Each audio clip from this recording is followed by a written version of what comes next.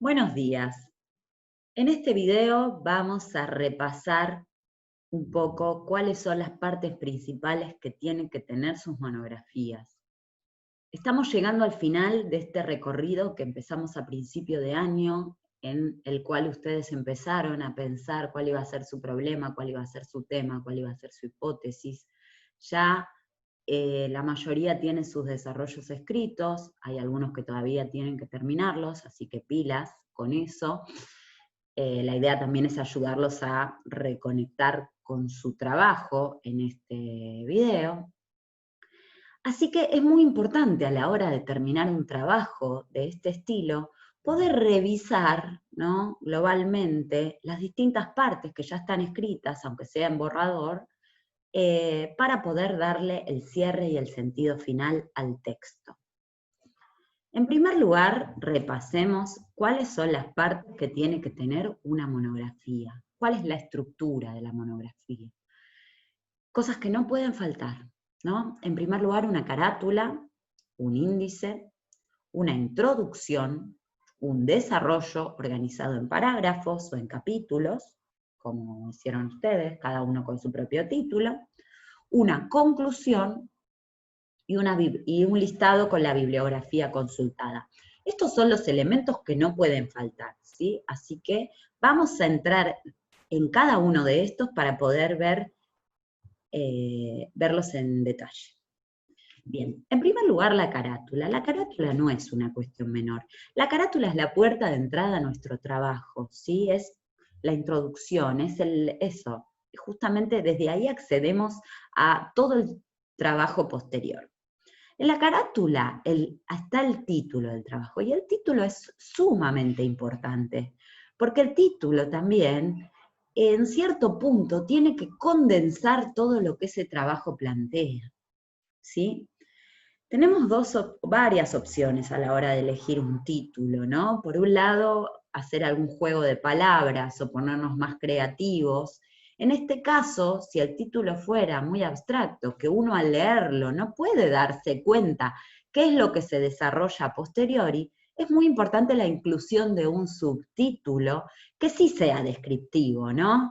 Por ejemplo, yo estoy trabajando el género policial y le pongo de título Resolviendo enigmas. De subtítulo pongo análisis comparativo de La carta robada de Edgar Allan Poe y La banda de lunares de Arthur Conan Doyle, por ejemplo, ¿no? El subtítulo, en el caso de que mi título sea muy abstracto, sirve para describir qué es lo que luego va a aparecer en mi trabajo. Así que no es un tema menor el título y el subtítulo.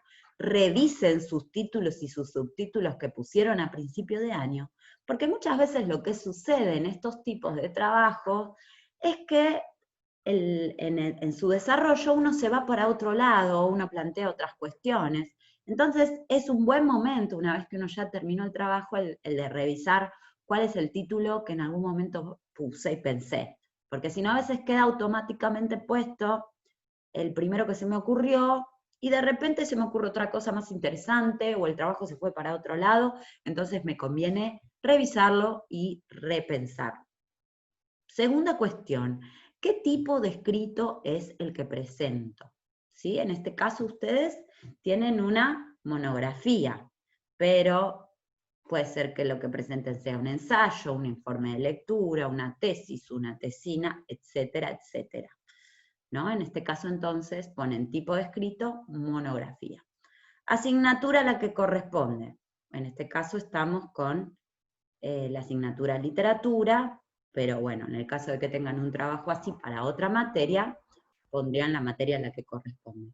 Nombre completo del estudiante. Ponen su nombre completo del profesor responsable, mi nombre completo, institución, en este caso Escuela del Mirador, lugar, ¿no? Buenos Aires, y la fecha, actualice la fecha, porque a algunos les quedaron las fechas de la primera entrega, ¿sí? Actualícenlo. Entonces, toda esta información va en la carátula. Tenemos dos opciones. Pueden hacer una carátula formal, que es sin imágenes, ¿no? Con una letra, quizás el título un poquito más grande. Tienen la plantilla que había hecho Dante, ¿sí? Para seguir la carátula formal. O si quieren pueden ponerse un poco más creativos con la carátula y editarla un poquito y ponerle alguna imagen y demás. Eso es elección de ustedes. Igual sepan que se trata de un trabajo académico, por lo tanto, si bien puedo ponerle un poco de edición, el tono tiene que seguir siendo formal, ¿sí? Porque se trata justamente de un registro académico, el que estamos aprendiendo a poder desarrollar. Bien, el índice. El índice es muy importante también, porque uno a veces lo deja de lado. Ustedes por ahora estuvieron trabajando con índices provisorios. ¿Por qué? Porque al no tener terminado todo el trabajo, ponían lo que pensaban que iban a escribir. Una vez que terminan el trabajo es el momento para revisar el índice, ¿no? Sobre la izquierda la lista con los títulos principales que desarrollaron. Sobre la derecha y la numeración de las secciones, ¿no? Los partes, los capítulos, los parágrafos, etc. Sobre la derecha el número de página en que comienza cada sección. Cuidado con esto, porque no es, no sé, por ejemplo, la introducción va de la página 1-2. Algunos ponían así. No, pongan solo página 1. ¿Sí? Una vez que ya terminaron todo el trabajo, ahí recién hacen el índice definitivo. ¿Sí? Ya con la numeración de página que quedó, pero ya una vez que está todo terminado. Si no, trabajan con índices provisorios, que sepan que eso es algo que va mutando y va cambiando de acuerdo a cómo va cambiando el trabajo en sí mismo. Bien, la introducción. Repasemos las partes de la introducción. La introducción, recuerden que no puede ser más extensa que una carilla y media, ¿sí? No más. Tiene que ser breve la introducción. Y tiene que presentar, y tampoco tiene que concluir sobre cosas que todavía no desarrollé, ni tampoco empezar a desarrollar en la introducción cosas que después debería decir en mi desarrollo. O sea, es tal y como dice la palabra, una introducción, una puerta de entrada a lo que yo quiero plantear en mi monografía. Entonces, es muy importante que la introducción, en primer lugar, presente un punto de partida. El punto de partida tiene que ver con el recorte de realidad sobre el cual yo voy a argumentar, ¿sí? El punto de partida es general, no es particular, ¿sí? Supónganse, si yo quiero hablar sobre lo que dijimos antes, ¿no? De esto hablo lo del policial porque es lo último que leímos, lo tienen todo fresco, como para no tomar ninguno de los trabajos que son los de ustedes. Pero si yo estoy comparando la banda de lunares con la carta robada, en el punto de partida no tengo que empezar hablando de la banda de lunares y la carta robada, sino que puedo hablar en general acerca de el género policial, apasionado, generaciones, o puedo hablar sobre el género policial en el punto de partida, ¿no? Que es como mi punto de partida. Valga la redundancia, pero es el lugar desde el cual empiezo, ¿no?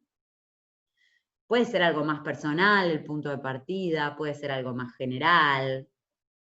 Una oración igual, tampoco es sumamente extenso el punto de partida.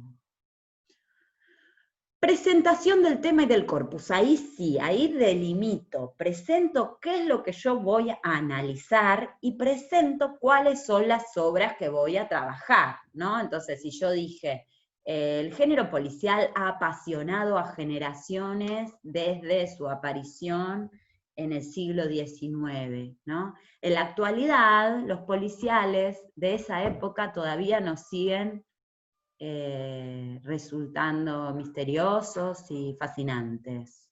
Esto sucede, como es el caso de La carta robada de Edgar Allan Poe y La banda de lunares de Arthur Conan Doyle. Ahí, ¿qué hice? presenté los 2 textos que componen mi corpus de análisis.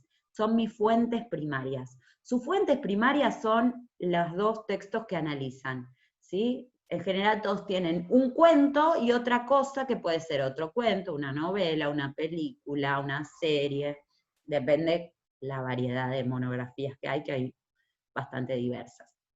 Algunos tienen 2 cuentos. Entonces ahí, ¿no? Presento el tema, presento el corpus. Defino y delimito el problema, ¿no? ¿Qué es lo que yo quiero trabajar en esos 2 cuentos? Y ahí lo explico un poquito, pero sin analizarlo. Y ahí ya pongo mi pregunta y mi hipótesis, ¿sí? Acuérdense que la pregunta, hay un video que yo hice hace un tiempo que se centra en esto, en cómo armar la pregunta y cómo armar la hipótesis. Así que si alguno todavía tiene dudas con esas cuestiones, va a ese video, que cualquier cosa me piden el link, pero está también subido. Y después, por último, lo que llamamos el plan, que es la enumeración ordenada y jerarquizada de los contenidos a abordar, ¿no? En donde yo digo, para poder demostrar esta hipótesis, en primer lugar voy a definir tal cosa, en segundo lugar tal otra, luego analizaré tal obra, bla, bla, bla, bla, bla. Es muy importante revisar la introducción una vez que yo terminé mi desarrollo.